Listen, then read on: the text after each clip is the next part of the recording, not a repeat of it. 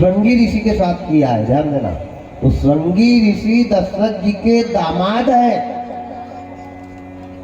श्रृंगी ऋषि के साथ जब वहां वर्षा नहीं हो रही थी तो वर्षा वृष्टि यज्ञ करवाया था, अकाल पड़ा था, उस समय ने उनके साथ ही विवाह किया था। ये आगे की कथा है, बस यहाँ तक अपन गए थे।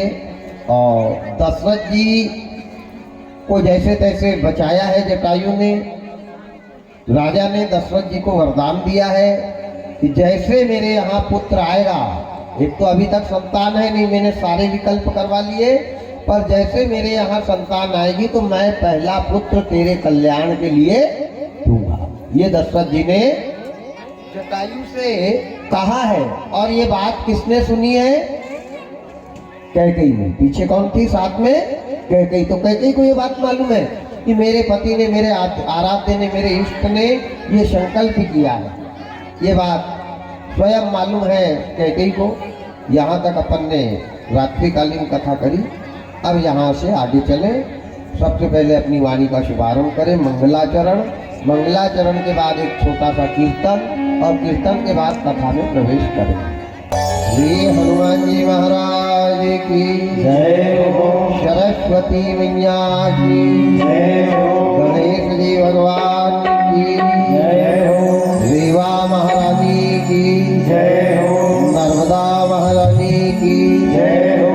नीलकंठेश्वर भगवान की जय हो। नमः पार्वती पतये हर हर महादेव। हर हर महादेव। हर हर महादेव।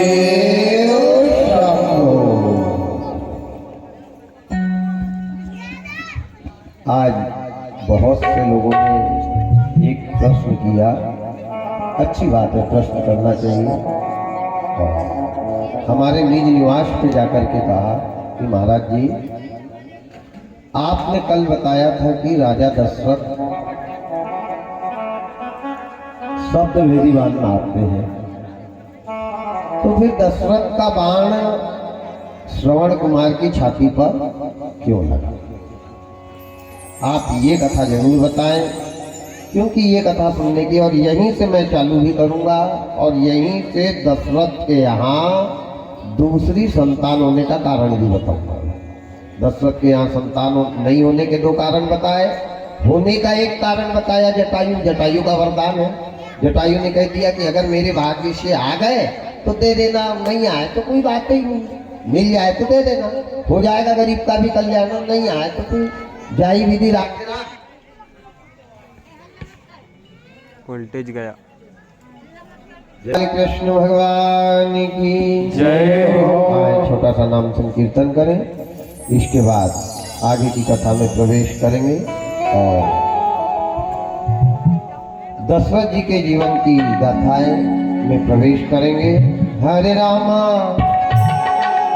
हरे रामा हरे रामा राम राम सीता राम राम राम। हरे रामा राम राम सीता राम राम राम। हरे रामा राम राम सीता राम राम राम। हरे रामा राम राम सीता राम राम राम।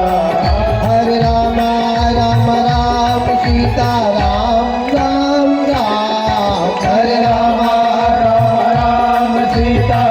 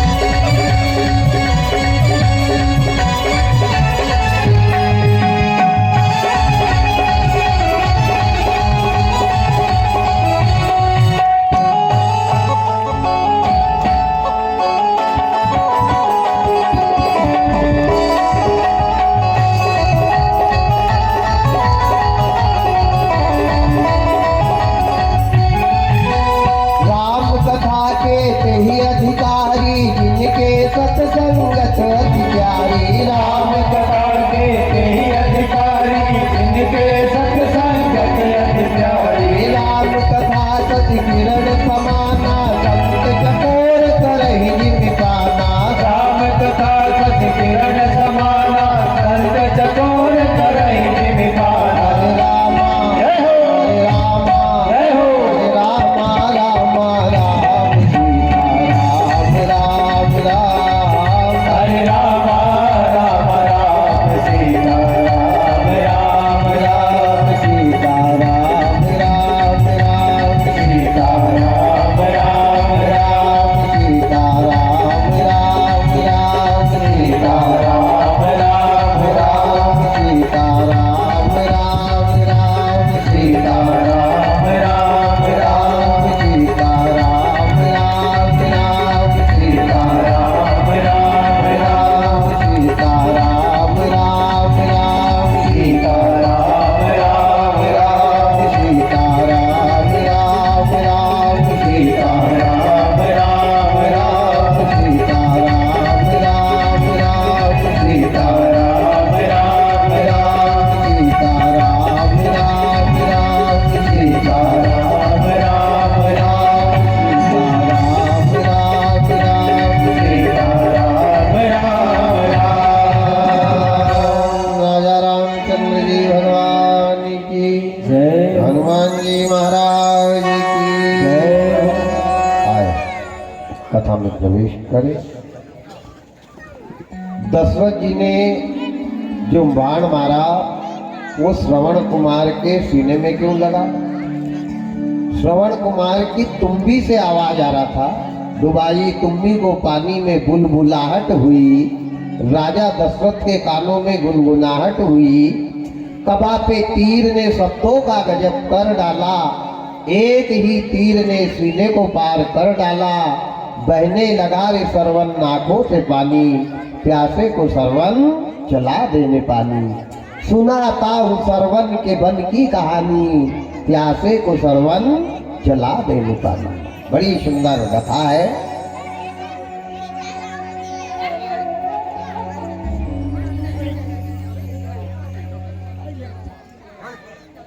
ये बच्चों को थोड़ा शांत कर दो। एक युवा आदमी आ जाए इधर और ये बच्चों के बीच में बैठ जाए आके, तो ये हल्ला करना कम कर दे। और ये करीब में है, हमको बड़ा डिस्टर्ब होता है। सभी ये बानर सेना को वहां से उठा दो। तो बंदर और बच्चे चुपचाप बैठ ही नहीं सकते। उनका स्वभाव लाग देख सुंदर फल मीठा। बंदर का और बच्चे का एक ही स्वभाव है। आप बेटे को नाती को घर में कितनी रस मलाई खिलाते हो, रस मलाई खिला के गोदी में बैठा के कोई गरीब के यहाँ बैठने लेके जाओ, अगर वहाँ का बच्चा सूखी रोटी चबा रहा है तो वो इशारा करेगा, मम्मी हमको भी थोड़ी सी होना। तो देख करके बच्चे को और बंदर को भूख लगती है। बंदर भी फल देखता है तभी भूख लगती है, नहीं दिन भर भूखा रह जाएगा, उसको कभी भूख नहीं लगती। तो बच्चे और बंदर का एक स्वभाव होता है। आए अपनी कथा में प्रवेश करें। बहुत ज्ञानवान, धीरवान, चरित्रवान, गुणवान एक ऋषि और उनकी पत्नी रहा करती थी। क्या नाम था उनका ऋषि का? महाराज जी, श्रवण कुमार के पिताजी का?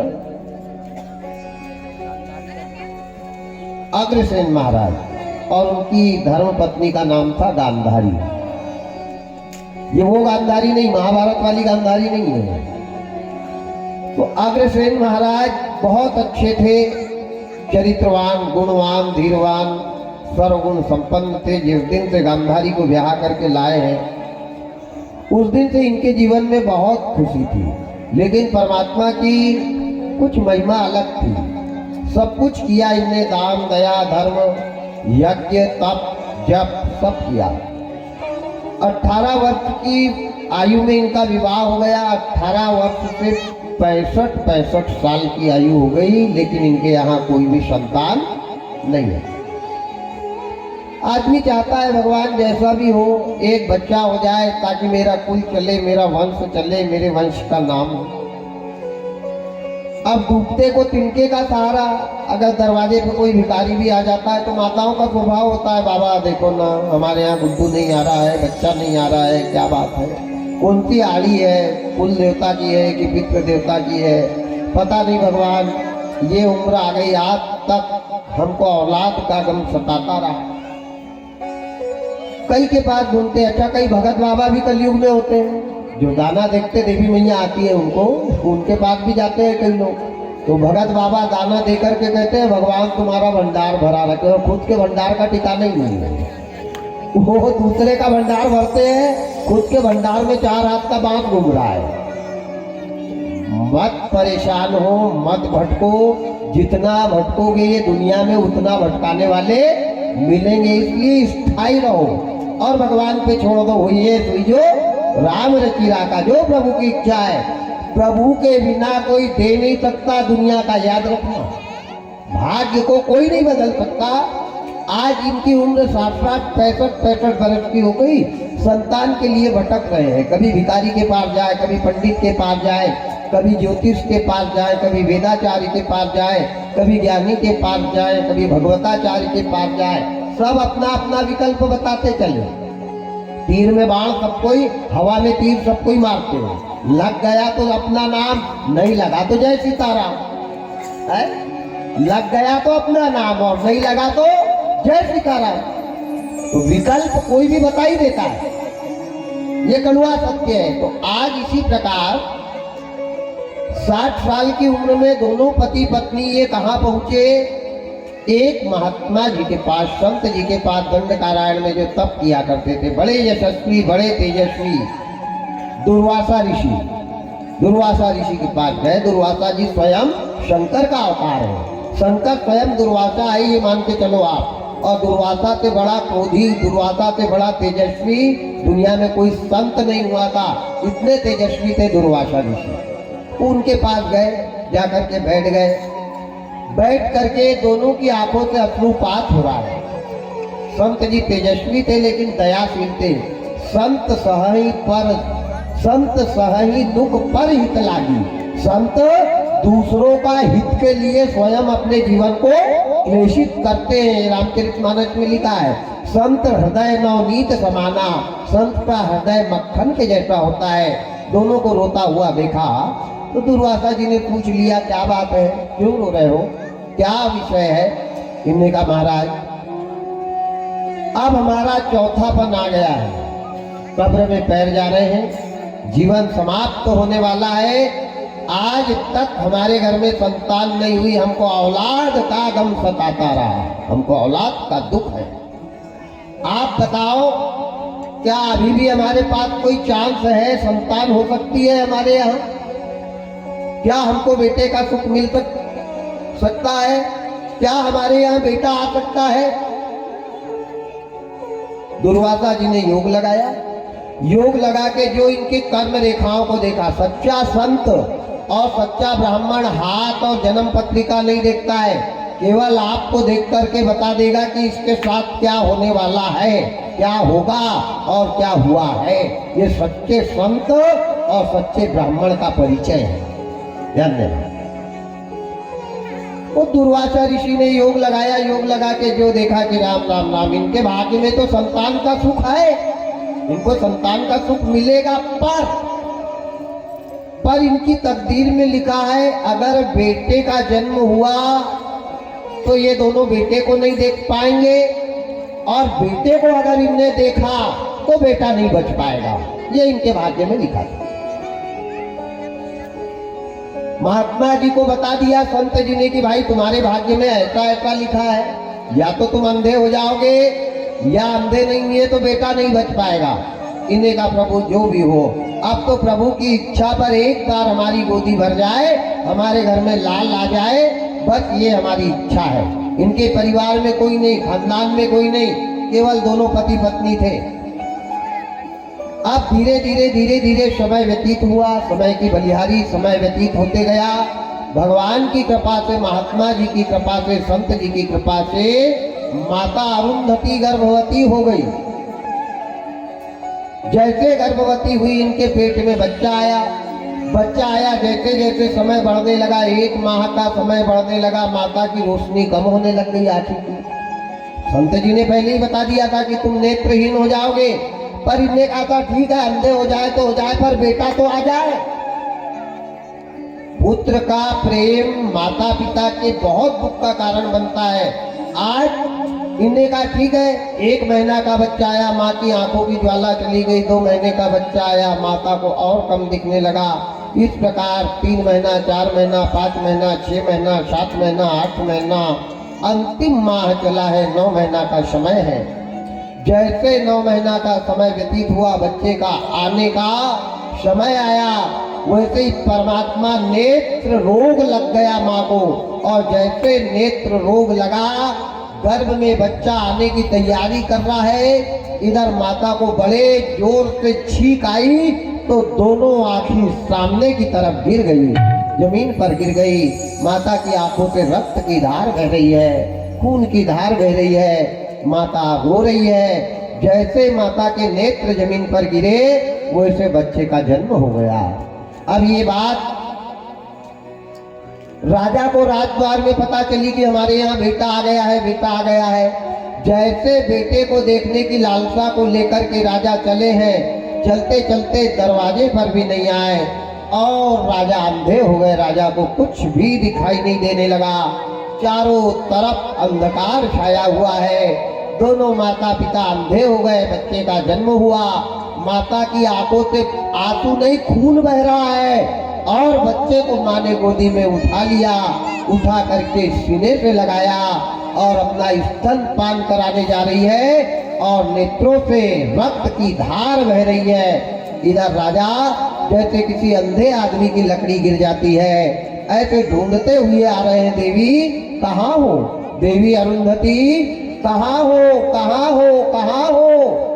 ढूंढ रही ने कहा, स्वामी प्राणनाथ, मेरे नेत्र गायब हो गए, आंखी में नेत्र नहीं रह गए, दोनों अंधे हो गए।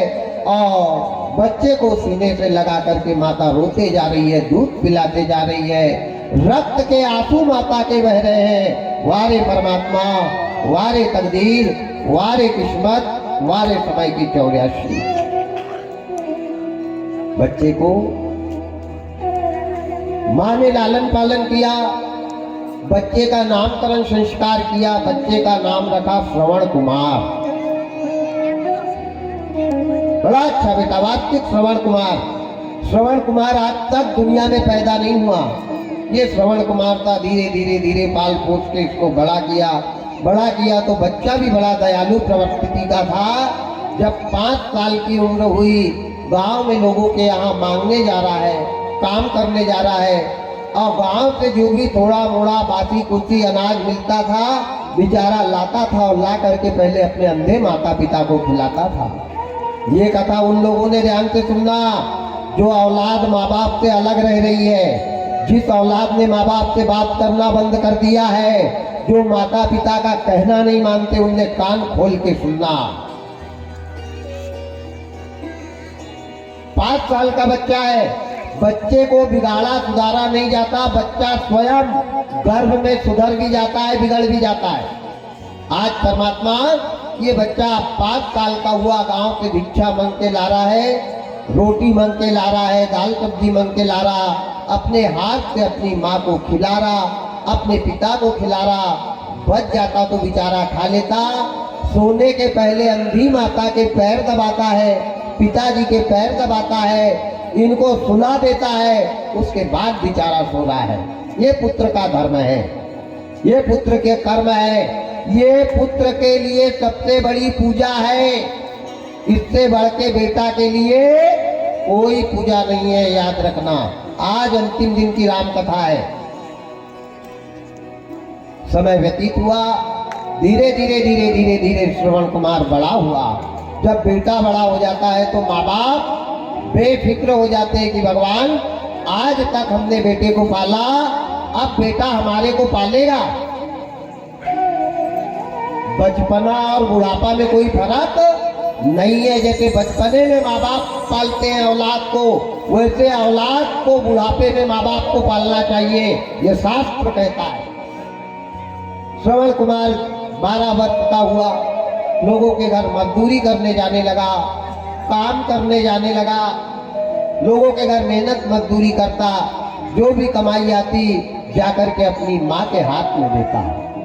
जब तक माँ बाप जिंदे हैं, बेटे की कमाई ने माँ बाप के पास आना चाहिए। कान खोल के सुनना, आज तो माँ बाप बेटे से पैसे मांग रहे हैं कि भैया बाजार है 10 रुपए दे, दाढ़ी बनवा के आऊंगा।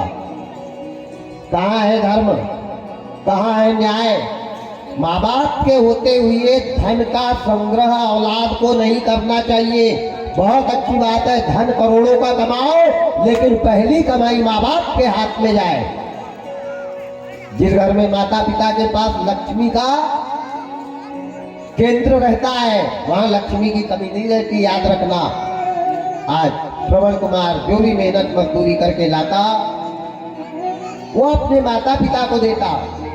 धीरे धीरे धीरे समय बड़ा हुआ, गांव के लोगों को बड़ी चिंता हुई। गांव के लोगों को बड़ा अचरज लगा कि भगवान, ये लड़के का विवाह मंगल परिणय कैसे होगा?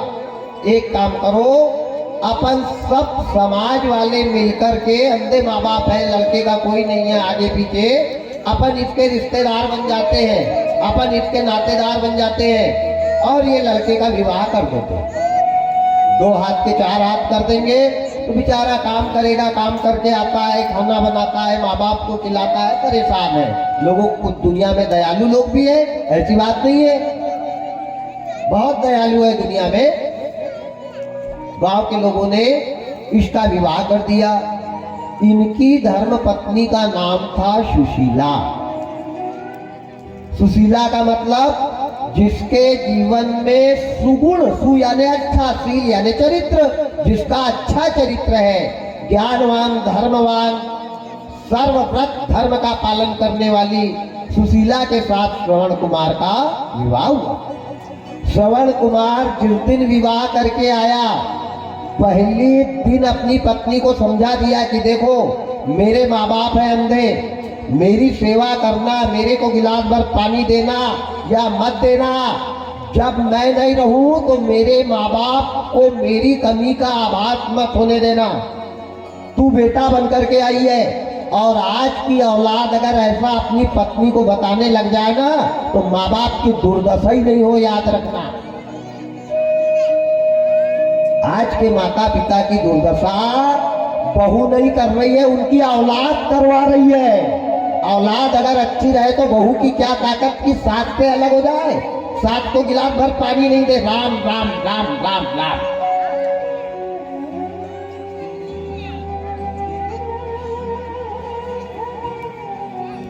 जो पुरुष पत्नी से गुरु मंत्र लेगा वो अपने घर का सर्वनाशी, सत्यानाशी बनेगा, याद रखना, वो घर का सत्यानाश करेगा।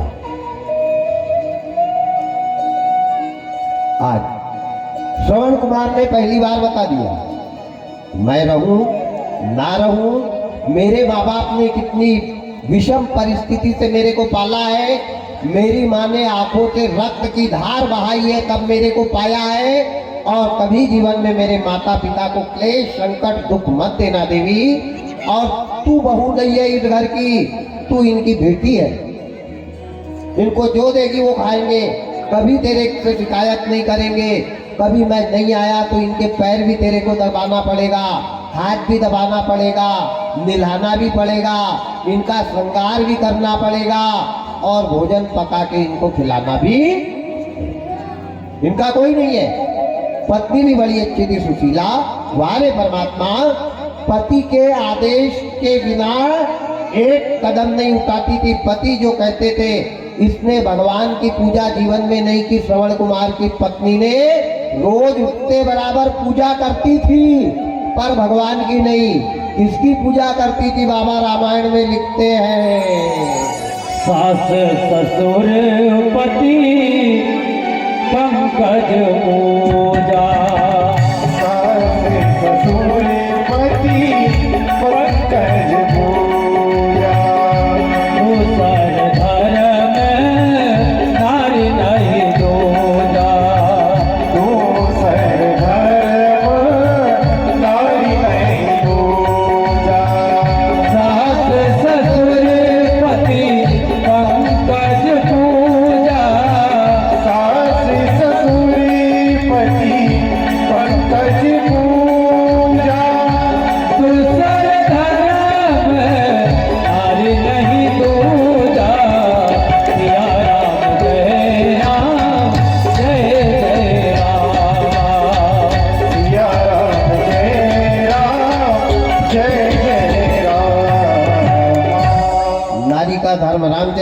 बता रहा है नारी ने भगवान के मंदिर में जाना ही नहीं चाहिए। पतिव्रता नारी भगवान के मंदिर में नहीं जाती है, भगवान को अपने घर में बुलाती है। प्रमाण है माता अनसुईया।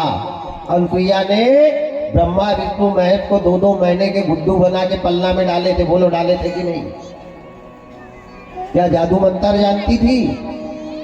क्या टोटका टामनी कर दिया था? ध्यान देना, पतिव्रत धर्म की शक्ति के कारण माता अनसुईया ने ब्रह्मा विष्णु महेश को 2-2 महीने के बच्चे बनाए थे। पतिव्रत धर्म की शक्ति के कारण वृंदा ने विष्णु भगवान को श्राप दे के पत्थर का बना दिया था।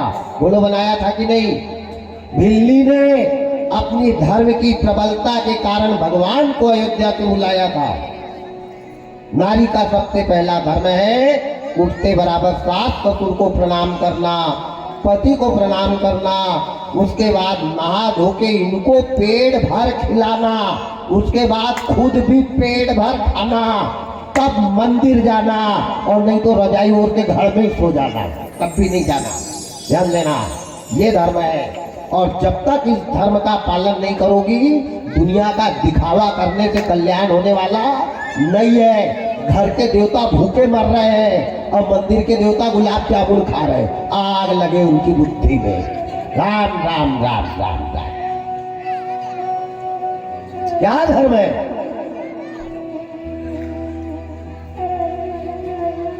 बहू के लिए ससुर से बढ़ के, सास से बढ़ के कोई देवता नहीं, और पति से बढ़ के कोई गंगा नहीं।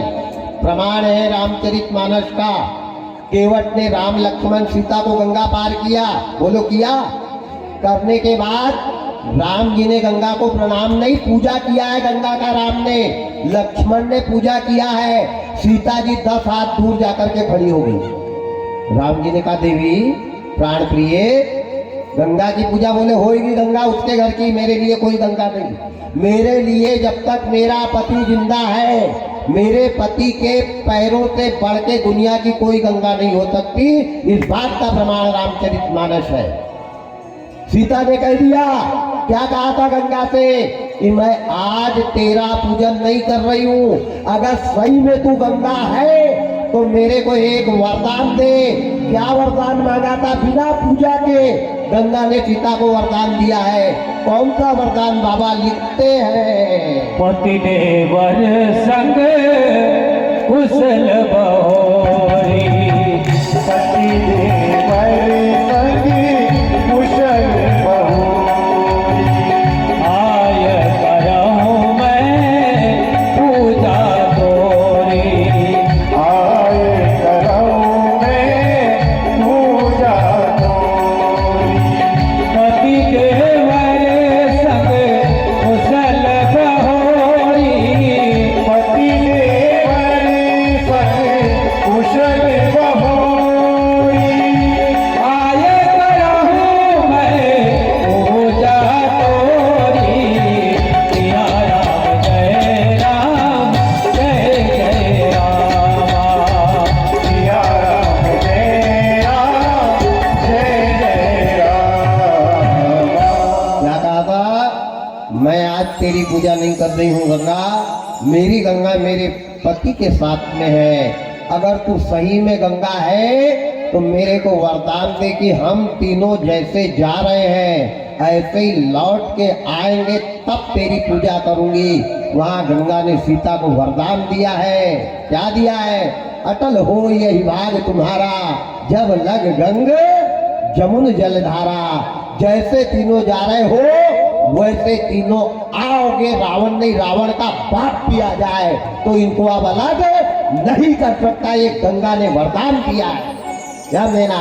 और बिना उपास के, बिना पूजा के जो नारी पति के अनुयायी रहती है, 33 कोटि देवी देवता बिना पूजा के उसको वरदान देते हैं। इस बात का प्रमाण रामचरितमानस है। मैं ये नहीं कह रहा कि मंदिर मत जाना, नहीं, पंडित जी ने बताया करके कल से सब मंदिर ही जाना बंद कर दे। मेरा कहने का ये मतलब है कि पहले घर प्रसन्न, घर को मंदिर बनाओ। कैसे? घर ही को मंदिर बनैबे तीरथ हम घूमन ना जैबे घर ही को मंदिर बनैबे तीरथ हम घूमन ना जैबे घर ही को मंदिर बनैबे तीरथ हम घूमन ना जैबे घर ही को मंदिर बनैबे तीरथ हम घूमन ना जैबे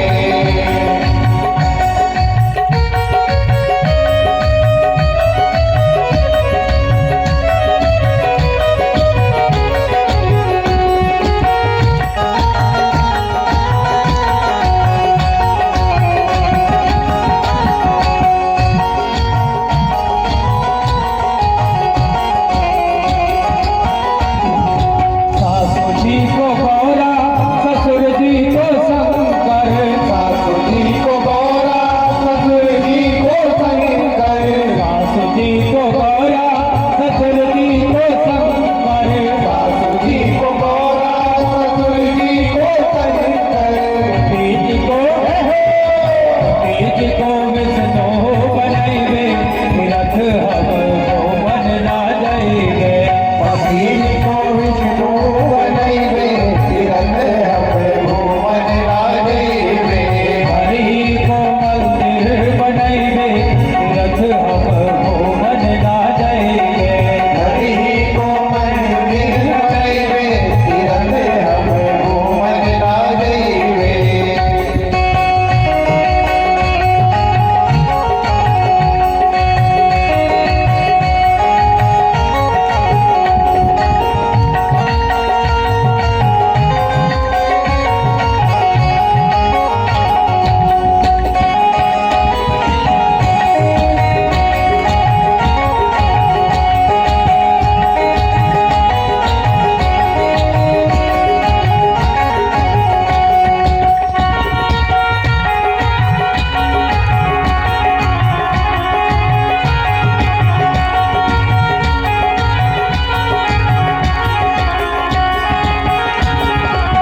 नंद जी को दुर्गा जेठानी को तुलसी नंद जी को दुर्गा जेठानी को तुलसी नंद जी को दुर्गा जेठानी को तुलसी नंद जी को दुर्गा जेठानी को तुलसी देवरानी को देवी बनैबे तीरथ हम घूमन ना जैबे देवरानी को देवी बनैबे तीरथ हम घूमन ना जैबे घर ही को मंदिर बनैबे तीरथ हम घूमन ना जैबे घर ही को मंदिर बनैबे तीरथ हम घूमन ना जैबे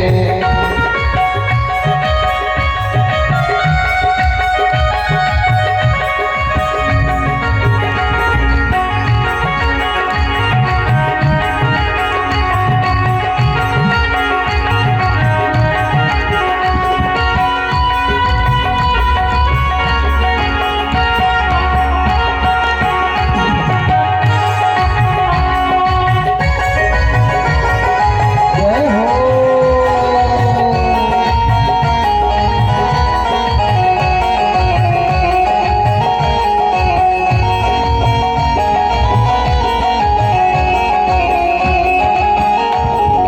मीठी मीठी बोलियों से ताली बजैबे मीठी मीठी बोलियों से ताली बजैबे मीठी मीठी बोलियों से घंटी बजैबे मीठी मीठी बोलियों से घंटी बजैबे प्रेम की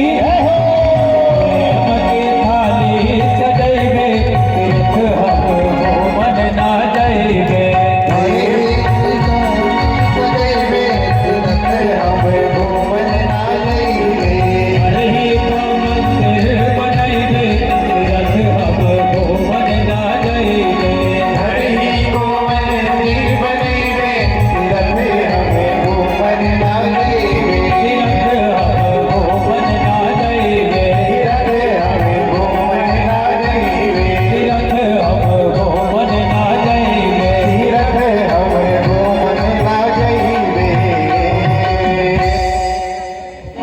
ऐसा घर हो, ऐसा परिवार हो, ऐसे व्यवहार हो, ऐसा रिश्ता हो, तो बताओ मंदिर जाने की जरूरत है क्या?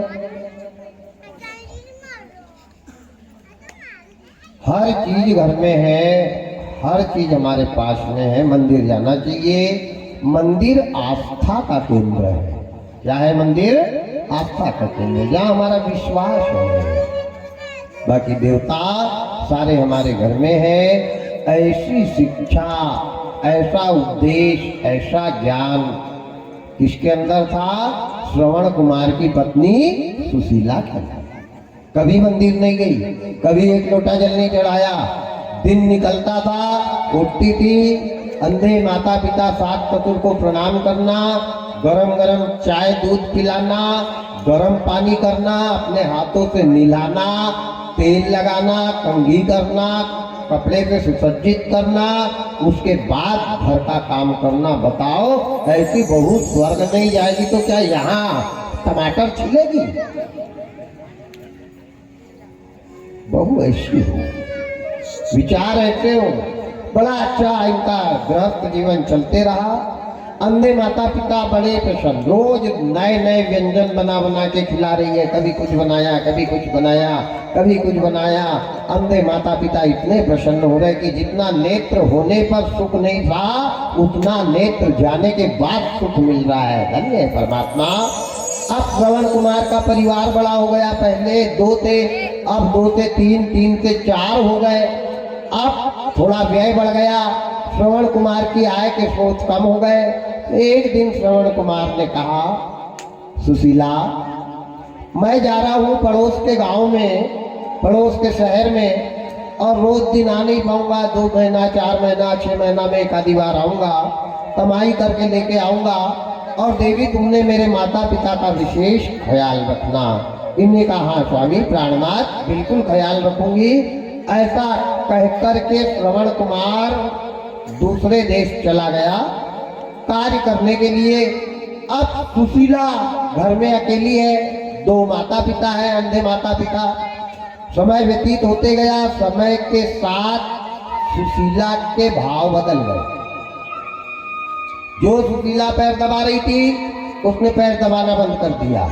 जो सुशीला दिन निकले बराबर व्यवहार अपने जो कर रही थी, व्यवहार में परिवर्तन ले आया। मन ही मन सोचती कि मैंने ठेका लेके रखा है क्या? इनका बेटा तो विदेश गया है, मैं क्या नौकरानी बन करके आई हूँ क्या? मैं ही काहे के लिए करूँ? करूँगी जितना बनेगा उतना करूँगी, नहीं तो कोई मैंने ठेका थोड़ी लिया है। अब विनाश काले विपरीत बुद्धि, बुद्धि घूम गई। धीरे धीरे धीरे आप छल कपट करने लग गई। छल किया, कपट किया। इसने सोचा भगवान अपन अपने लिए अच्छा खाना जितना बनाते हैं इतना इसके लिए भी बनाना पड़ता है। तो एक दिन ये कुम्हार के घर गई और कुम्हार के घर जाकर के कहा कि भैया मेरे को एक ऐसा घड़ा बना के दो कि घड़े का मुंह एक हो, घड़े का मुंह एक हो, और बीच में से पार्टीशन बना दो ताकि एक घड़े में 2 प्रकार का अनाज बन जाए।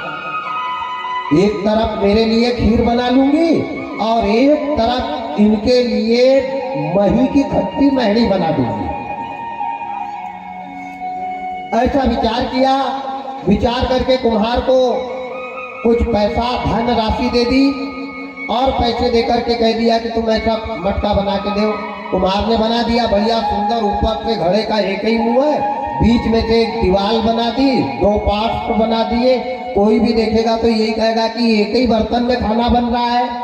बारे दिमाग, माताओं के अंदर दिमाग कुछ ज्यादा रहता है। पुरुष ये जहां सोचना खत्म कर देते वहां से आगे माताएं चलती है। माताओं का विवेक बहुत अच्छा होता है, बड़ा अच्छा होता है। तो कोई समझ नहीं पाए, घड़ा एक, पाट 2, दिखने में एक, अंदर सामान 2। बनाना चालू किया।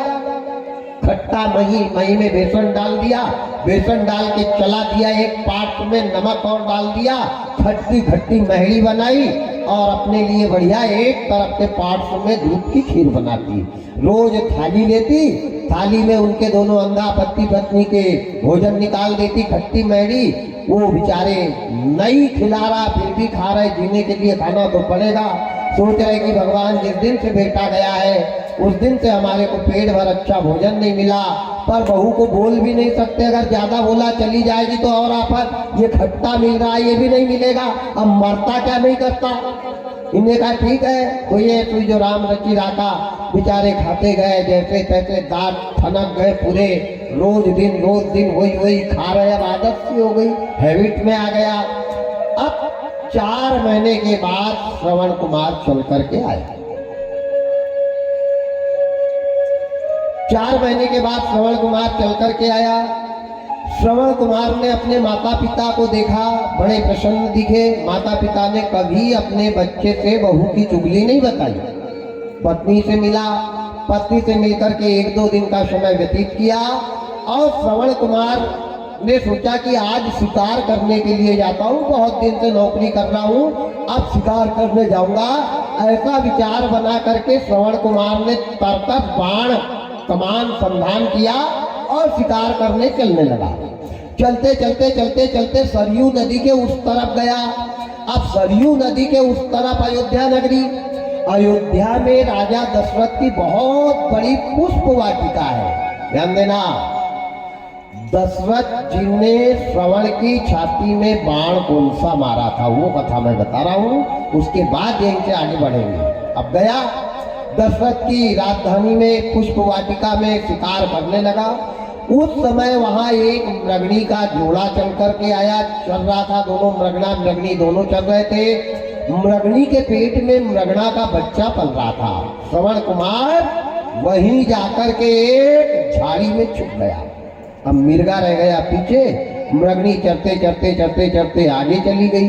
जैसे आगे चली है मृगणी, तो श्रवण कुमार ने देखा कि ये मृगणी आई है, तरकत से बाण निकाला और बाण निकाल के इतनी जोर से मारा है मृगणी को कि मृगणी के पेट में जाकर सीधा वो बाण लग गया।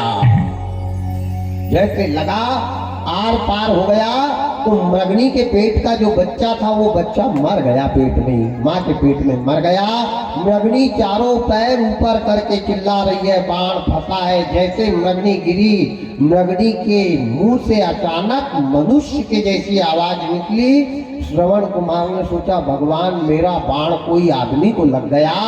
श्रवण कुमार वो मृगणी के पास भी नहीं गया, धनुष बाण उठाया और जो भागा तो भाग कर सीधा घर आ गया। अब वो बाण किसका है? श्रवण कुमार का। ध्यान देना, कहाँ है? मृगणी के पेट में। मृगणी तड़प रही है। क्यों तड़प रही थी? अभी पेट में हवा नहीं गई है। जब ये बाण निकलेगा हवा जाएगी और इसके प्राण निकल जाएंगे। तो पूरी रात बीत गई, बेचारी पैर घिसते घिसते जहां गिरी थी वहां पे उतनी दूर चली गई तड़पते तड़पते। और वो मिर्गा अपनी पत्नी को ढूंढ रहा है कि मेरी पत्नी कहाँ है। जानवर सूंघ करके अपनी बिरादरी वालों का पता लगा देते कि मेरी समाज वाले किधर गए हैं। जानवर की नाक में ये गुण होता है। तो मृगना सूंघता सूंघता जहां जहां मृगनी पैर रख के चलने गई थी उधर उधर चला।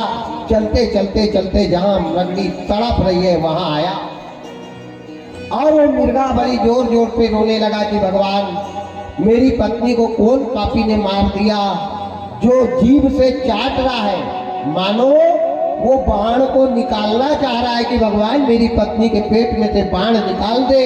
जो बेटी बच्चा अंदर मरा है उसका रक्त बह करके आ रहा है। मृगना सूंघ करके समझ गया कि इसके गर्भ का बच्चा मर गया और अब मेरी पत्नी भी मरेगी, क्योंकि बाण आर पार निकल गया है।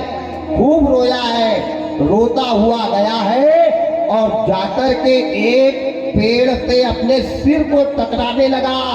इतनी जोर जोर से सिर पटके हैं तो उसके पूरे बड़े बड़े सिंग नीचे गिर गए। आज भी पत्नी की याद जब मृग को आती है ना तो जंगल में पेड़ों से अपने सिर को टकराता है और जो सिंग घर में लोग लाते हैं ये वही सिंग है। वो पत्नी के वियोग में मिर्गा आज भी रोता है अगर याद आ जाए तो, और अपने सिंगों को तोड़ देता है। अपने सिंगों को पेड़ से टकरा करके उसके सिंग पूरे टूट करके गिर गए और मस्तिष्क फटने लगा।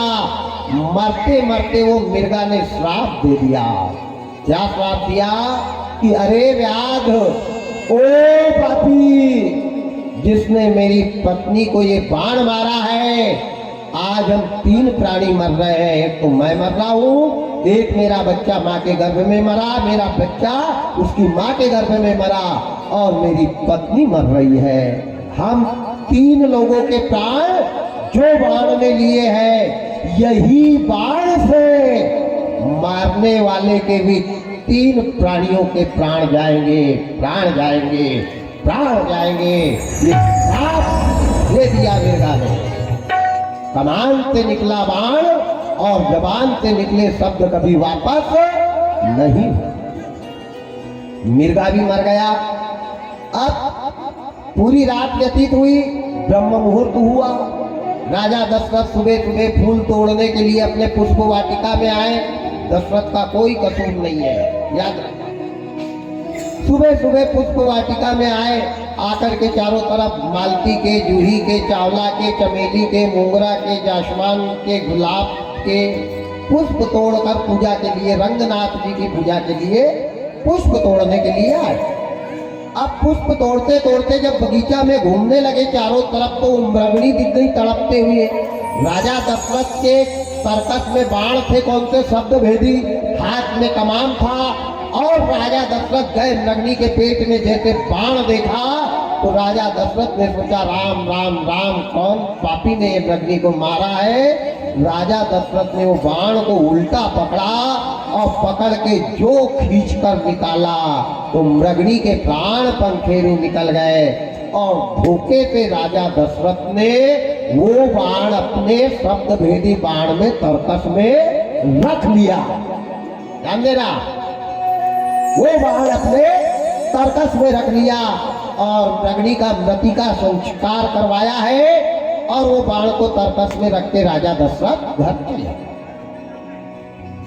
तरकस को निकाल के टांग दिया।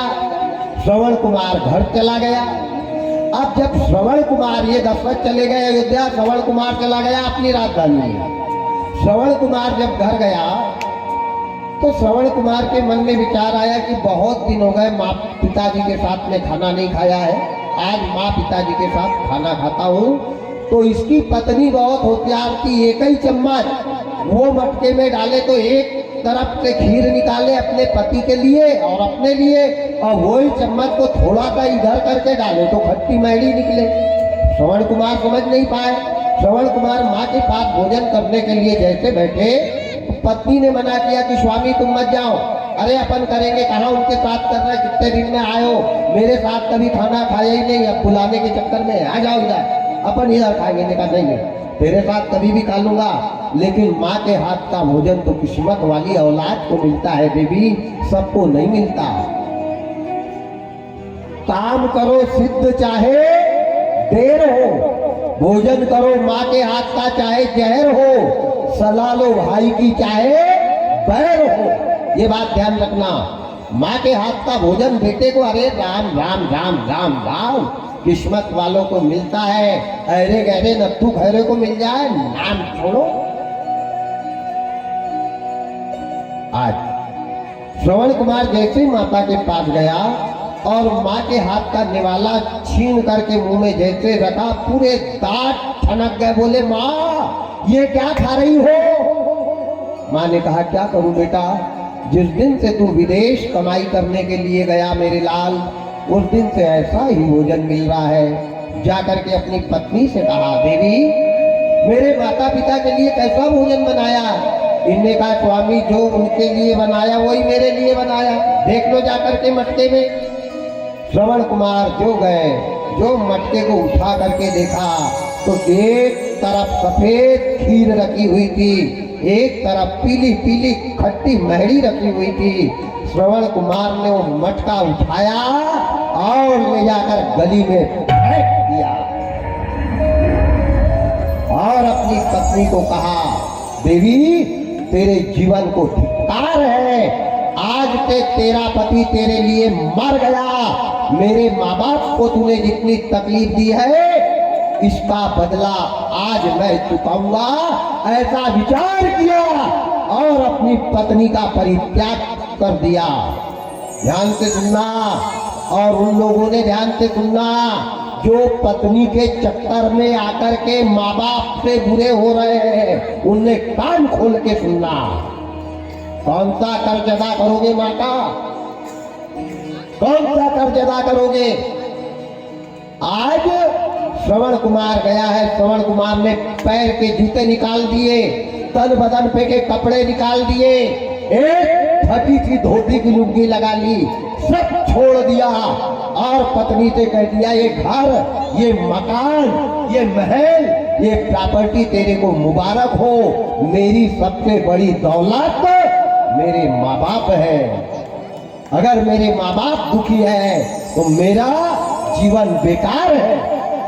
श्रवण कुमार गए, एक लंबी लकड़ी उठाई और लकड़ी में दो तरफ दो पलड़े लगाए, तराजू जिसको कहते हैं, लकड़ी के बड़े तराजू जिसको काबड़ भी कहते हैं, तो काबड़ बनाई, दोनों काबड़ पे एक एक पटे बिछाए, एक एक तुलसी पत्र रखा और गंगा जल की सौगंध खाली कि जब तक मेरे माता पिता को सरयू जी की यात्रा कंधे पर, ध्यान देना, और माँ बाप के मरने के बाद हड्डी लेकर जाने वाले कान खोल के सुनना, माँ बाप को कब तीरथ ले जाना चाहिए, कैसे ले जाना चाहिए, ये श्रवण कुमार की कथा से शिक्षा लेना। अरे जीते जी चले जाओ, करवा दो रिजर्वेशन, मरने के बाद गांव की मरघट के बाहर मत ले जाना, मत ले जाना नर्मदा जी, जिंदे की नर्मदा नहीं मिलाई और मरने के बाद हड्डी लेके नर्मदा जी में जा रहा है, हो जाएगा कल्याण। श्रवण कुमार ने कावड़ सजाई, कावड़ पे दो पटे लगाए और अपनी माता पिता के लिए गौमुखी झोली लाकर और एक एक तुलसी की माला लाकर के भी माता पिता के चरण माथा टिकाया है और गंगा जल की सौगंध खाई कि जब तक मेरे माँ बाप को सरयू की यात्रा नहीं करवाऊंगा, मैं पानी का घूंट भी नहीं पीऊंगा, नंगे पैर लेकर जाऊंगा और ये कावड़ को एक ही कंधे पे ले जाऊंगा, दूसरा कंधा नहीं बदलूंगा। वारे श्रवण, वारे श्रवण, वारे श्रवण। प्रण कर लिया, सुशीला दौड़ के आई, अपने पति के पैर पकड़ के रोने लगी, प्राणनाथ क्षमा करो। इनने कहा खबरदार, मर गई मेरे लिए तू, मेरे माँ बाप के साथ द्रोह किया, मेरे माँ बाप के साथ छल कपट किया, मेरे लिए आज से तू मर गई। जिस दिन आज की औलाद ऐसा पत्नी को बोल दे तो माँ बाप घर पे दुखी हो जाए। अरे राम राम राम राम राम, हमारी औलाद खराब है, दूसरे की बेटी खराब नहीं है, याद रखना। उसी घर की बहू गलत करती है जिस घर का बेटा औरत के पक्ष में रहता है। कि क्या मजाल उसकी कि हमारे माँ बाप के साथ गलत कर दे, माँ बाप के साथ पूजा व्यवहार कर ले। जीना है तो माँ बाप के लिए जियो मेरे भाई। पत्नी एक मर गई तो दूसरी मिल जाएगी, दूसरी मर गई तो तीसरी मिल जाएगी, और कलयुग में तो मिल ही नहीं है। लेकिन माँ बाप अगर दरवाजे पे से चले गए ना तो जिंदगी भर की कमाई तराजू पर रखोगे तो गए वाले माँ बाप लौट करके नहीं आएंगे मेरे भाई, लौट करके नहीं आएंगे। माँ ममता का मंदिर है, माँ चारों धाम का तीर्थ है, माँ वेदों का सार है और माँ दुनिया की हर देवी और देवता है। इसीलिए कहा है, क्या कहा है, माइक मंदिर माही पूजा, माँ से बढ़कर कोई न दूजा, कोई न दूजा। माइक मंदिर माही पूजा, माँ से बढ़कर कोई न दूजा।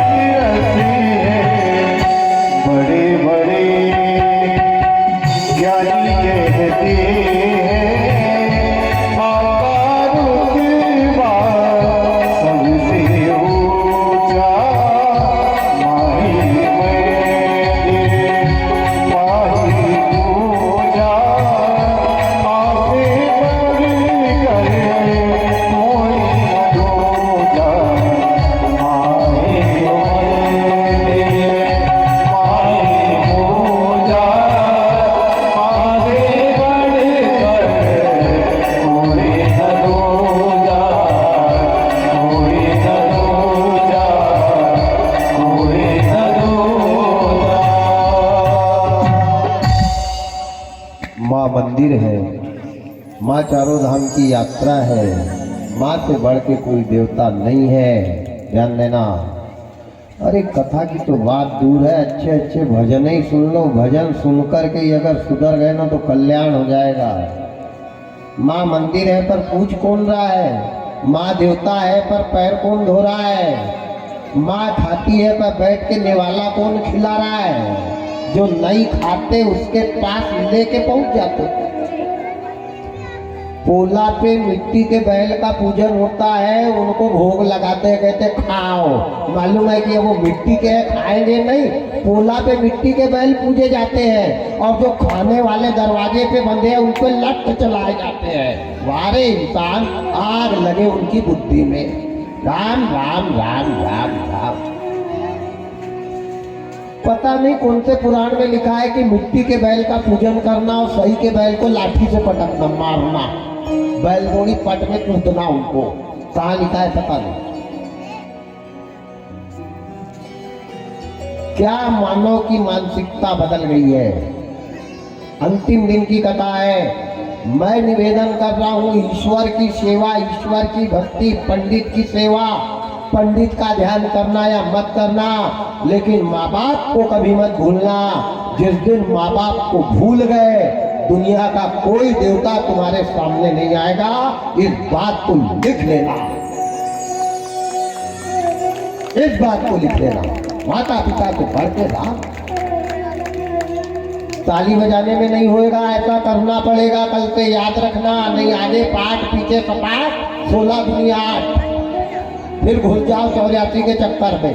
भागवत खत्म, भंडारा हुआ कि गएगा, लगे 84। गांठ मन में बांध लेना कि आज से तीर्थ नहीं जाएंगे, मंदिर नहीं जाएंगे, लेकिन जिस दिन माता पिता के पैर छूना भूल जाएंगे, उस दिन हम पाप के भागीदारी बन जाएंगे। ये निर्णय है।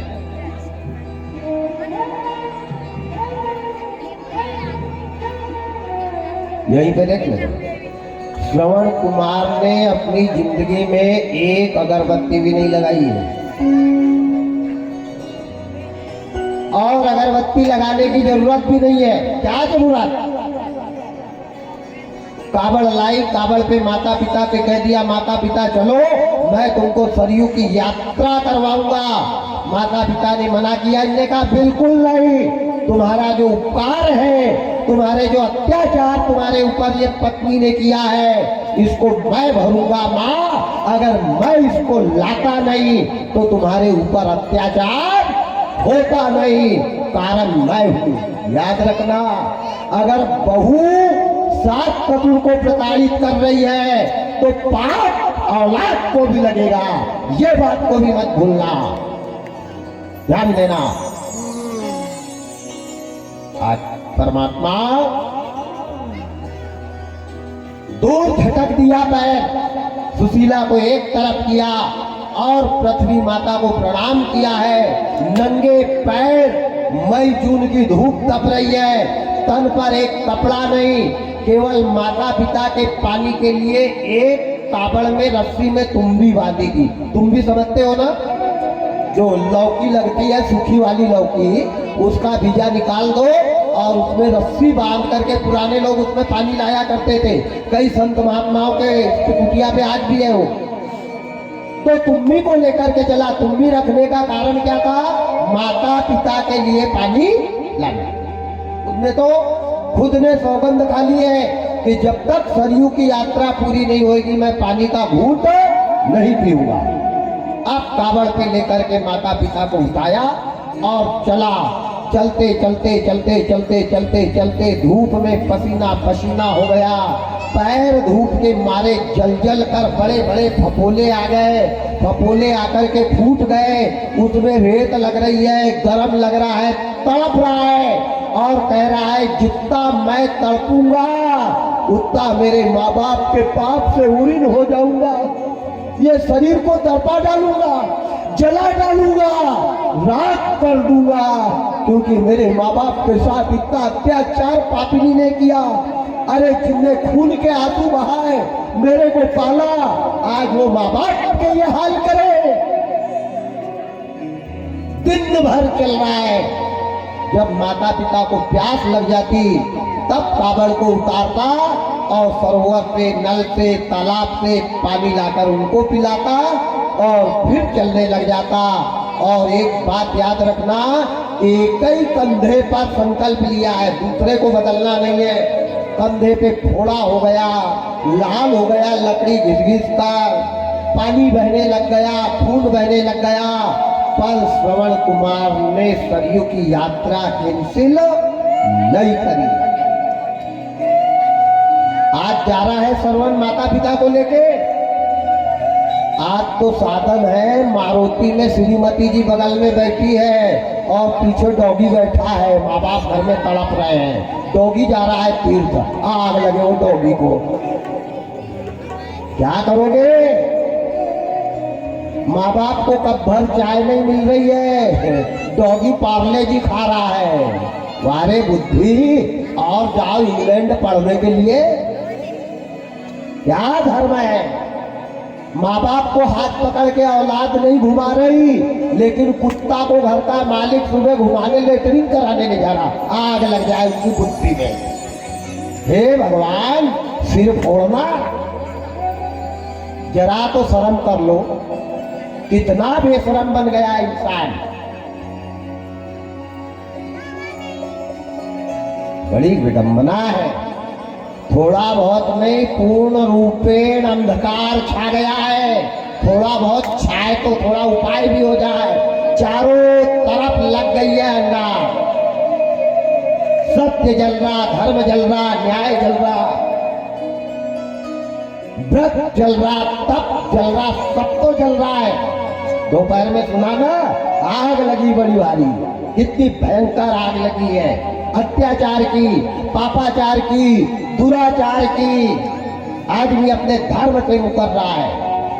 आज परमात्मा श्रवण कुमार लेकर के चला। जहां रात होती वहां पेड़ के नीचे, ध्यान देना, और आगे वहां पेड़ के नीचे माता पिता को सुलाता है।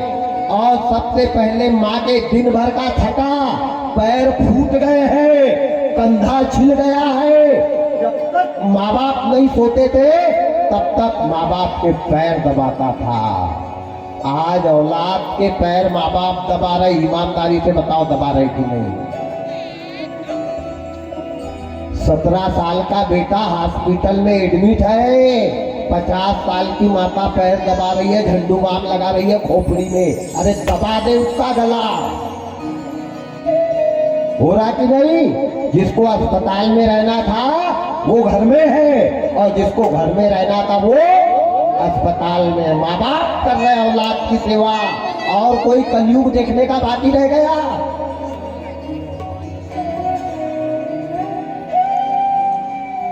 बड़ी विडंबना है। ये ऊपर वाले की मार है। सावधान इंडिया, ये ऊपर वाले की मार है। आज रात्रि का समय होता, पेड़ के नीचे लेट जाते, फल फूल कंदमूल फल तोड़ करके लाता, माता पिता को बुलाता, 12 बजे तक माँ बाप के पैर दबाकर सुलाता। उसके बाद थोड़ा बहुत सो जाता, तड़पते रहता है। कंधा दुख रहा है, पैर के फपोले दुख रहे हैं, दिन भर चला है, घाव में जो रेता घुसी है वो काट रही है। मारे तकलीफ, मारे दर्द, मारे आज्ञाकारी श्रवण कुमार। सोने वाले जाग जाओ, सोना नहीं है, बहुत लोग सो रहे हैं। आज 4 बजे तक कथा चलेगी, सावधान। तू ही चिल्लाना और तू ही करना। अभी देख 2 मिनट के बाद एक एक शतक सितारा। श्रवण कुमार इस प्रकार से अपनी यात्रा को पूरी कर रहा है।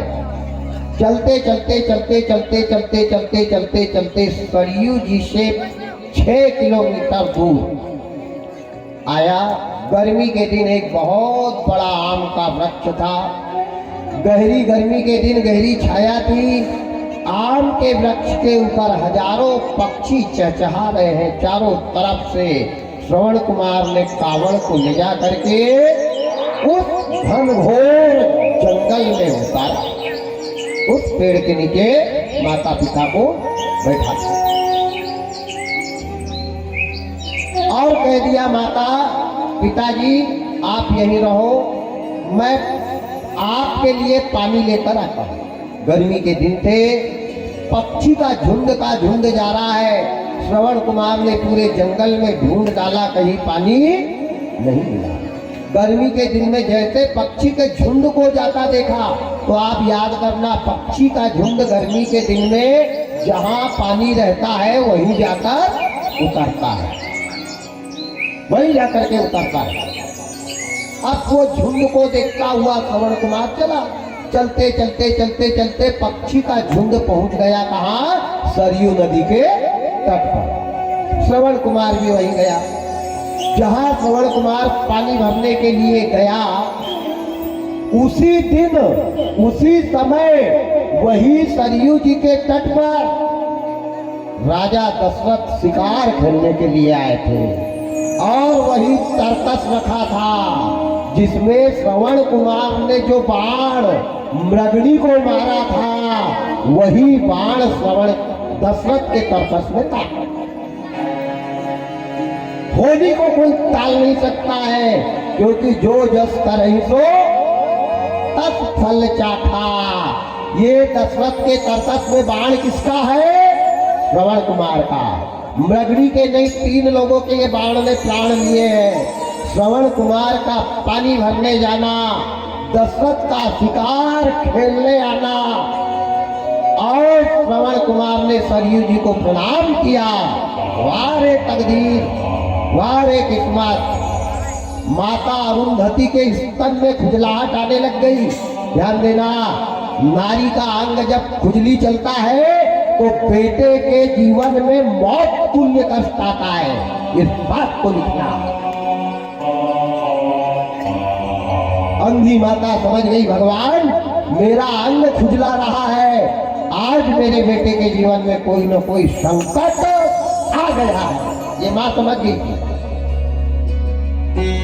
भगवान का नाम ले रही है, परमात्मा को गुणानुवादन कर रही है। श्रवण कुमार का सरयू जी में जाकर के तुम्बी को डुबाना। डुबाई तुम्बी को, जैसे डुबाई तो जैसे अपन कोई सीसी को पानी में डुबाओ ना, तो कैसे बुलबुले आते हैं, बुलबुलाहट आती है, वैसे तुम्बी की आवाज। डुबाई तुम्बी को पानी में बुलबुलाहट हुई। राजा दशरथ के कानों में गुनगुनाहट हुई। वो आवाज सीधी राजा दशरथ के कानों में गई। राजा दशरथ ने सोचा कोई शिकार पानी पी रहा है। अचानक तरकस से बाण निकाला। दुर्भाग्य ये है कि वो श्रवण कुमार का ही बाण निकल गया और कमान पर संधान किया। जो खींच करके मारा तो बाण तुम्बी पे ना लगे, सीधा श्रवण की छाती में लगा। जैसे छाती में लगा,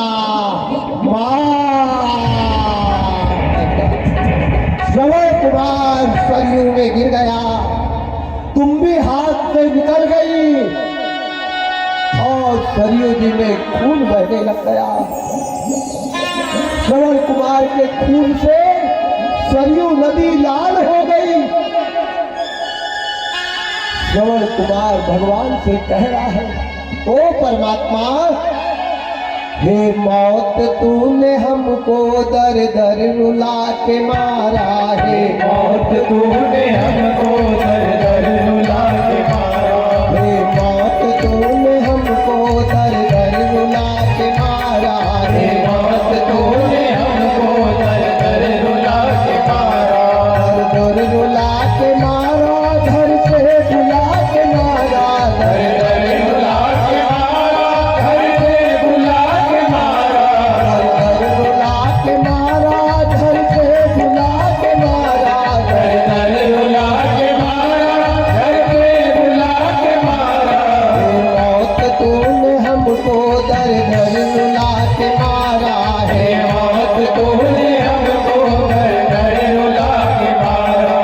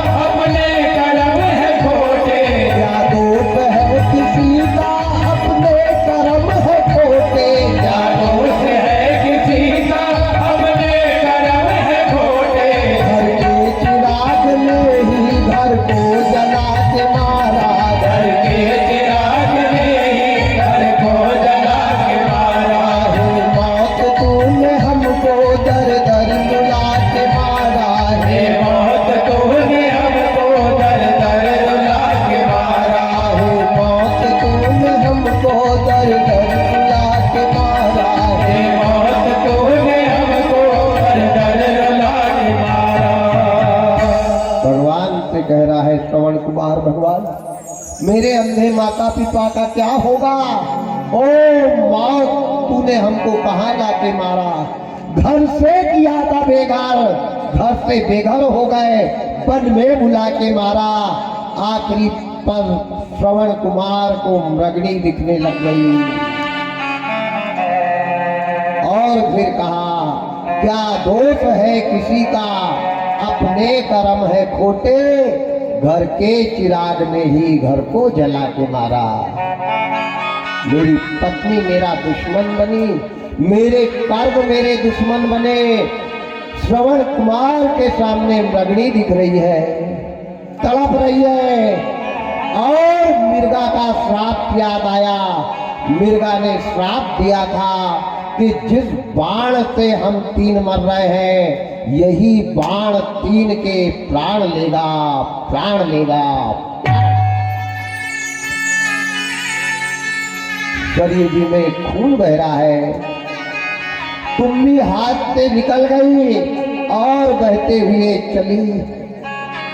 इतने में राजा दशरथ ने जैसे आवाज सुनी, धनुष बाण फेंके और दौड़कर आके दशरथ को उठाया, उठाकर बाहर निकाल कर लाया।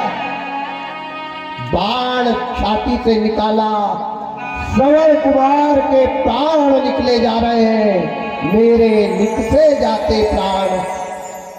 श्रवण कुमार ने दशरथ जी से कहा, मामा मेरे को छोड़ो, पहले वो बह रही है, तुम भी उसको पकड़ लो, उसमें पानी भरो और पानी भर के जंगल में मेरे अंधे माता पिता तड़प रहे, उनको पानी पिलाओ। मैं तो जा रहा हूँ मामा, जा रहा, पर तुमने मेरे माता पिता को पहले पानी पिलाना, मेरी मौत का संदेश मत बताना, नहीं मेरे अंधे माता पिता मर जाएंगे, मर जाएंगे मामा, मर जाएंगे। और श्रवण कुमार ने क्या कहा, उनके तन में जोर नहीं है, उनका सहारा और नहीं है, वो दुखियारे प्यास के मारे पल पल मेरी राह निहारे, जी ना सकेंगे इस हाल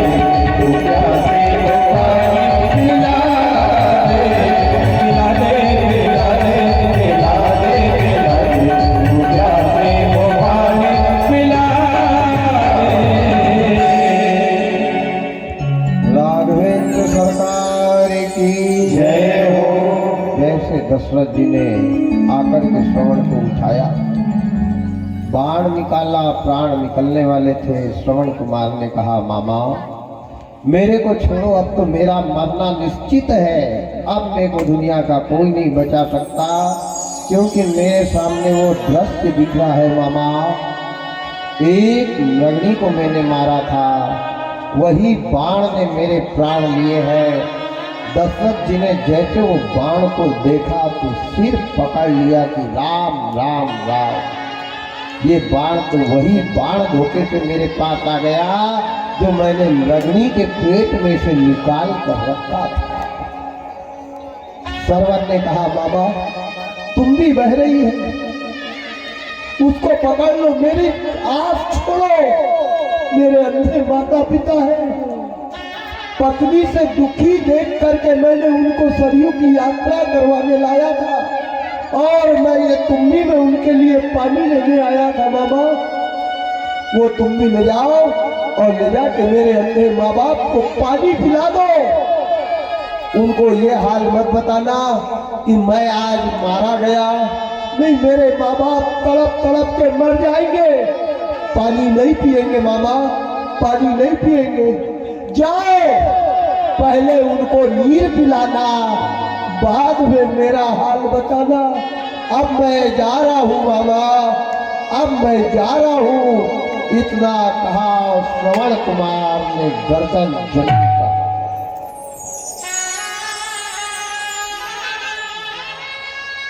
दशरथ ने तुम्बी को लाई, लाकर के पानी जैसे भरने लगा, लाल पानी था। दशरथ सोचने लगा, भगवान मैं एक माँ बाप को उनका खून, बच्चे का खून पिला रहा हूं, मेरे जैसा पापी, मेरे जैसा अधर्मी कौन होगा? सरयू का जल लाल हो गया श्रवण के रक्त से, इतना खून बह रहा, और वही पानी उनके माँ बाप को पिलाना है। वारे तकदीर, वारे किस्मत, वारे समय की 84। श्रवण कुमार ने तुम्बी को डुबाई, पानी भरा और राजा चलने लगा अपने माता पिता को तरफ। सोचता जाता है भगवान जाने क्या होगा, अगर ना जाऊं तो प्यासों का हाल क्या होगा। लाल को मार कर तुम्बी ने खून लाया है, कभी चलता है राजा कभी रुक जाता है, देखता जाता है जंजारी में, कभी चल रहा है कभी रुक रहा है। तुम्बी ने पानी लेकर के अंधा अंधी के पास गया। अंधा अंधी बेटे की रात हो, 12 बजे का बेटा गया, 4 बज गए, तड़प रहे हैं जंगल में। देखो मौत ने कहा लाकर के छोड़ा। इतना बड़ा घर था, इतना बड़ा परिवार था, सब कुछ था, लेकिन जब मौत आई तो बेटा सरयू नदी में सो गया और माँ बाप बियाबान जंगल में पड़े हैं। ये है होली। धन्यवाद। आज दशरथ जी का जाना और उनके हाथों के पास तुम्बी का स्पर्श करवाना। अंधे माता पिता ने तुम्बी को नहीं लिया। उन्होंने कहा, अरे आत्मा तू कौन है बता। कौन कहता कि अंधों को दिखता नहीं है? कौन कहता कि अंधों को दिखता नहीं है? अगर अंधों को नहीं दिखता तो सूरदास को कृष्ण के दर्शन नहीं होते। ये तो सतयुग की बात है। आज कलयुग में भी टीवी पे आप देखते हो ना, परम श्रद्धेय गुरुजी राम भद्राचार्य जी जब आँखी नहीं है, रामायण बताते हैं तो बता देते हैं 120 दोहे पे क्या लिखा है। कौन बता रहा है? तुमने जाके लेंस डलवाया क्या? निर्बल के बलराम, सुनेरी मैंने निर्बल के बलराम। अंधे माता पिता ने तुम्बी को हाथ नहीं लगाया, पहले पूछा, बताओ कौन हो तुम? दशरथ चुप है। श्रवण की बात याद आ रही कि श्रवण ने कहा था पहले नीर पिलाना, बाद में हाल बताना। नहीं, माँ बाप तड़प तड़प के प्यासे मर जाएंगे, दशरथ प्यासे मर जाएंगे। अंधे माता पिता ने कुंभी को नहीं ली। पहले जब तक नाम नहीं बताएगा, बता तू कौन है, नहीं तो हम अभी तेरे को श्राप दे देंगे, बता। अब दशरथ ने बताया, मैं अयोध्या नरेश अधर्मी पापी अत्याचारी पाप का भागी राजा दशरथ हूं। दशरथ कैसे आए? दशरथ मेरा श्रवण कहाँ है? दशरथ मेरे श्रवण को लेते आए हो? दशरथ दशरथ जी रोने लग गए। दशरथ जी ने कहा, माता पिता, तुम्हारा श्रवण आज मेरे पालों से मर गया, बाई मैंने धोखे से मार दिया, वही तुम्भी को अंधी माता ने ली है और पटक कर खड़ी हो गई। अंधे पिताजी खड़े हो गए और सरयू नदी के तरफ भाग रहे हैं। कभी पेड़ से टकरा जाते, कभी झाड़ियों में घुस जाते, कभी गड्ढे में गिर जाते, कभी पत्थर की चट्टानों से टकरा जाते। रोते हुए अपने बच्चे को देखने के लिए तड़प रहे। परमात्मा, ओ श्रवण कहाँ चला गया बेटा? लाल कहाँ है श्रवण? कहाँ है श्रवण? सरयू के तट पे पहुंचे और ढूंढ रहे हैं, जैसे कोई अंधा आदमी लकड़ी घूम जाए और उसको ढूंढता है, ऐसे बेटे को ढूंढ रहे। आगे आगे अंधा, पीछे अंधी माता, उनके पीछे राजा दशरथ जा रहा है।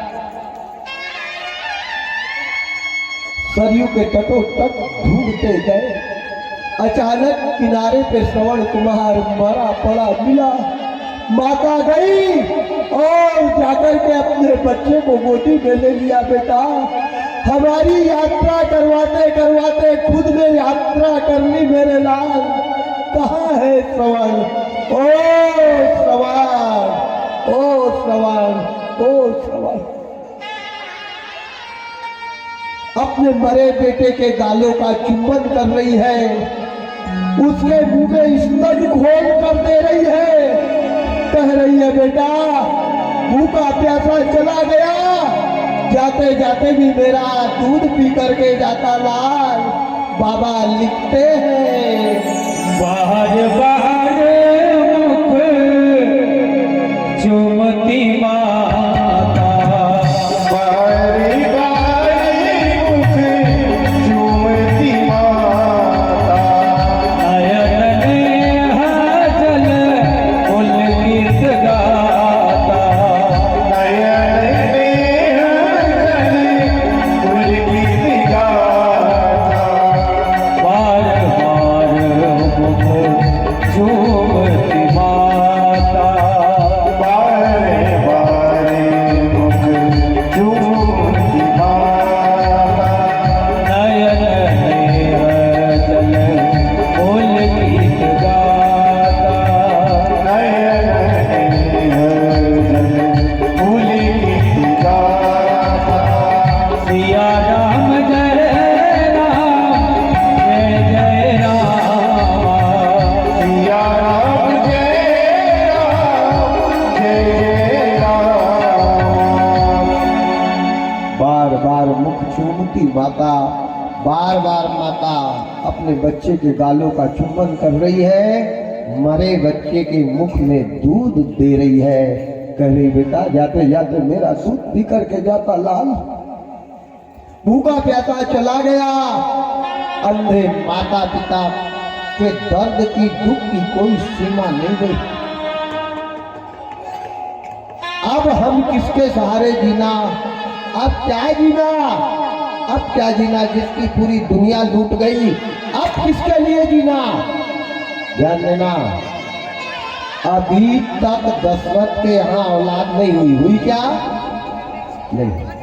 अंधे माता पिता गए, सरयू जी का जल निकाला और सरयू जी का जल निकाल करके राजा दशरथ को श्राप दे दिया।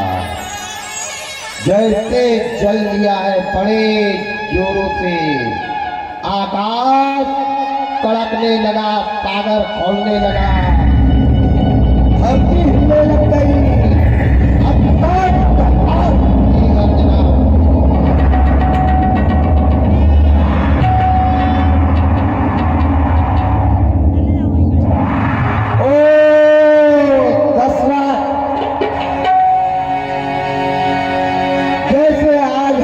माता पिता पुत्र के विरह में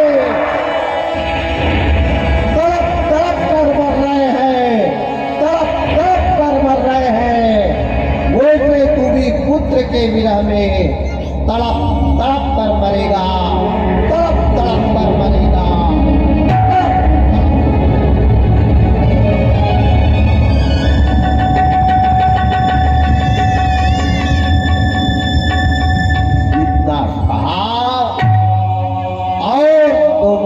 प्राण त्याग दिए।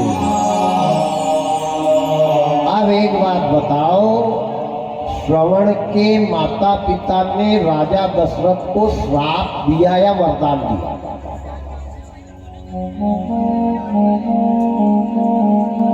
वरदान, वरदान दिया। ये श्राप नहीं है, वरदान है। क्योंकि राजा दशरथ के यहाँ अभी तक संतान नहीं हुई है। राजा दशरथ ने वो श्राप पे विश्वास किया कि इनने कहा है कि पुत्र के विरह में तड़प तड़प के मरेगा, पुत्र आएगा जब ही तो तड़पूंगा ना। इसका मतलब मेरे यहाँ अब औलाद आने वाली है, तड़पूंगा जब तड़पूंगा, पर पहले औलाद आएगी। वही अंधा अंधी के श्राप के कारण दशरथ के यहाँ औलाद आई है। ये राजा दशरथ के यहाँ संतान होने के दो कारण मैंने आपको बताए, और संतान नहीं होने के भी दो कारण आपको मैंने बताए। ये था श्रवण चरित्र। जिस सज्जन ने पूछा था, ध्यान से सुन ले कि बाण कहाँ से आया था, किसका बाण था, शब्द भेदी था या ना था। जो जस करहि सो तस फल। अरे एक ही चौपाई पे पूरी रामायण हो जाएगी। जो जस करहि सो तस फल चाटा। ये श्रवण कुमार का चरित्र था। इसके बाद राजा दशरथ ने कई यज्ञ करवाए, कई हवन करवाए, कई ब्राह्मणों को दान दिया।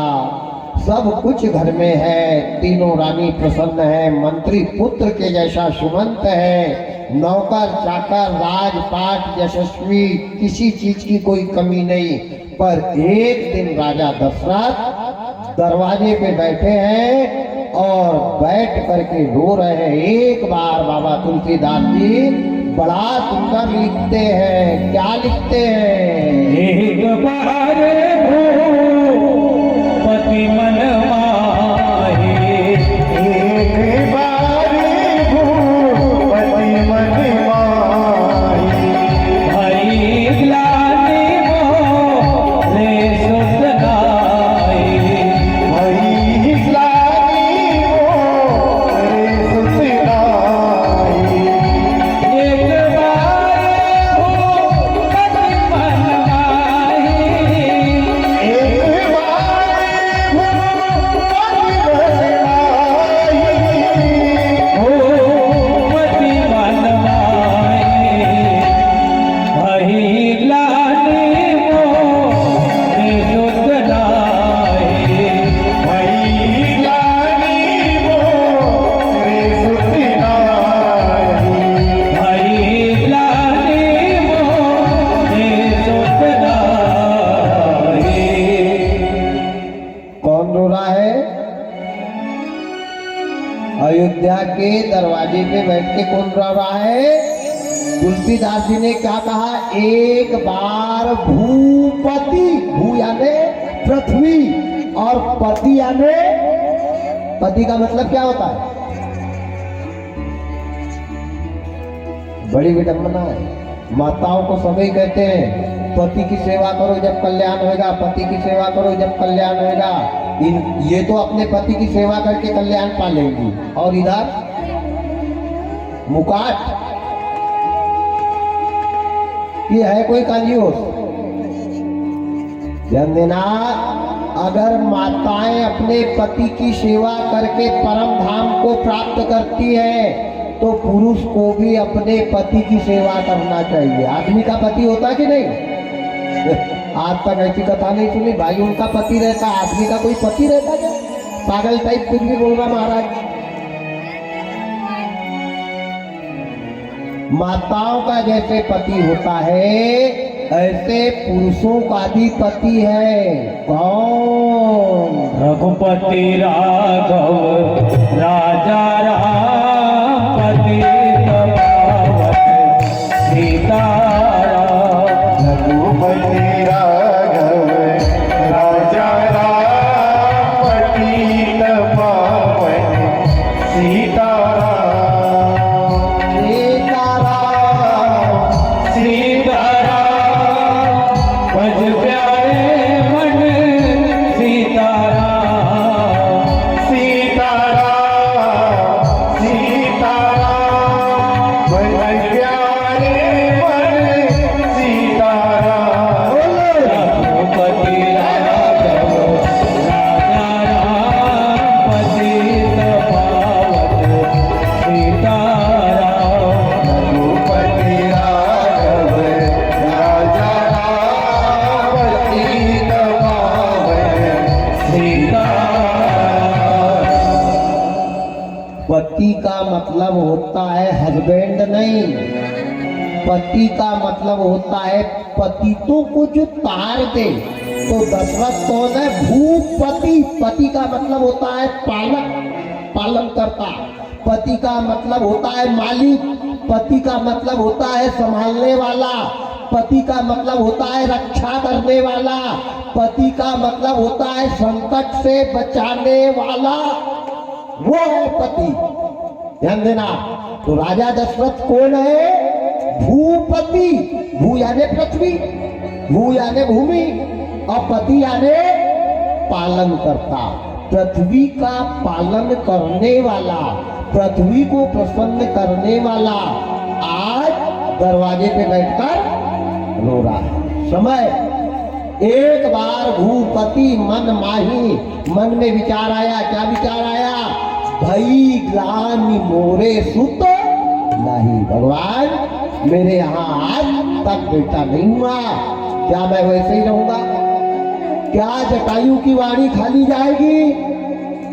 क्या श्रवण के माता पिता का श्राप पूरा नहीं होगा?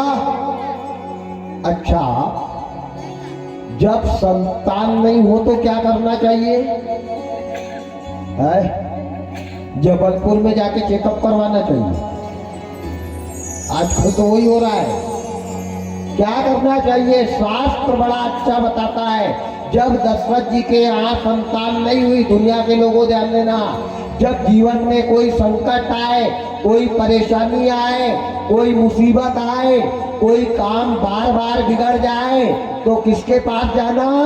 अपने गुरु के पास। ये रामायण बताती है। भूपति रोए, राजा दशरथ रोए, रोने के बाद याद आई। किसकी याद आई? बाबा लिखते हैं, कहाँ जा रहे हैं? गुरु ग्रह गए तुरंत मही पाला। गुरु ग्रह गया तुरंत मही पाला। शरण लागी करी विनय विशाला।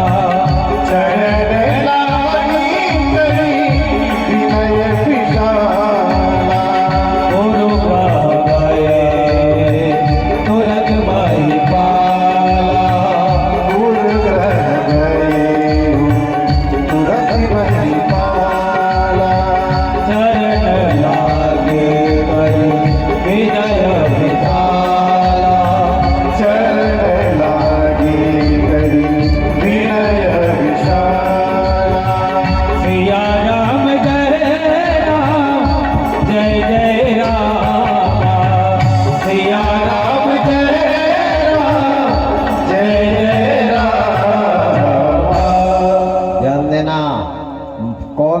होने वाला भूपति, पूरी पृथ्वी का मालिक, अकेले चलकर के नंगे पैर कहाँ गए? और हमारे जैसे अगर भूपति बन जाए ना तो गुरु को लेने नौकर को भेजे कि जा फलाने पंडित को बुला के लेके आना।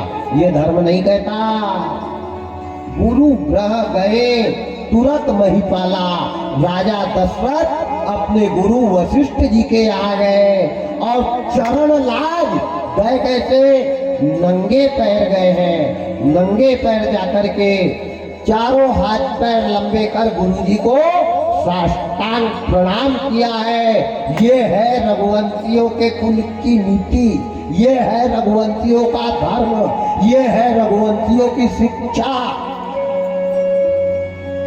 गुरु ग्रह गए तुरंत महिपाला, चरण लाग करी विनय विशाला। मुझको औलाद का गम सताता रहा, आज तक मेरे यहाँ कोई किसर नहीं हुआ। राजा दशरथ रो रहे हैं गुरु जी के सामने, याचना कर रहे हैं। वशिष्ठ जी गुरु जी को, राजा दशरथ को सांत्वना दे रहे हैं, धैर्य दिला रहे हैं और अपने आसन पर बैठाला है। यहाँ तक की कथा आपको मैंने बताई। बेटरी दिन भर भी अब गड़बड़ हो जाता, फिर सुबह 10 बजे से और बैठना है। अभी 2-3 घंटे तो नींद नहीं आएगी, मैं समझ रहा हूँ। आप बहुत अच्छे श्रोता है, पर इधर मशीन भी काम नहीं करती है। मशीन है, कोई पार्ट्स खराब हो जाए तो ऑटो पार्ट्स में मिलेगा नहीं, फिर फटक सीताराम। इसलिए बड़े हिसाब से मशीन को चलाना पड़ता है। और यहीं तक राम कथा। 2 शंका आपके मन में डाल दी थी मैंने। भरत जी ने खड़ाऊ कहाँ के लाए और शूर्पणखा लक्ष्मण की पत्नी कैसे? आज ही बता दूंगा तो फिर बाद में सुनने में मजा नहीं आएगा। मालूम है, ऐसा नहीं कह रहा हूँ, पता है, पर मैं बताऊंगा नहीं। अब जब तक नहीं आऊं तब तक चिंतन मनन मंथन करते रहो। अरे डायरेक्ट बनी वाली खिचड़ी मिल जाए तो खाने में मजा नहीं है, और बना करके खाओ तो आनंद ही आनंद है। इन्हीं शब्दों के साथ सभी माता बहनों को, सभी रामायण कथा के रसिक भक्तों को सादर नमन। कल के लिए पुनः सूचना, कल 5 बजे से हवन चालू होगा। 5 बजे से 8:30-9 बजे तक हवन होगा। 10:30 बजे से नर्मदा जी के कुछ तट बाकी रह गए हैं, पुनः लौट करके ओमकारेश्वर आएंगे।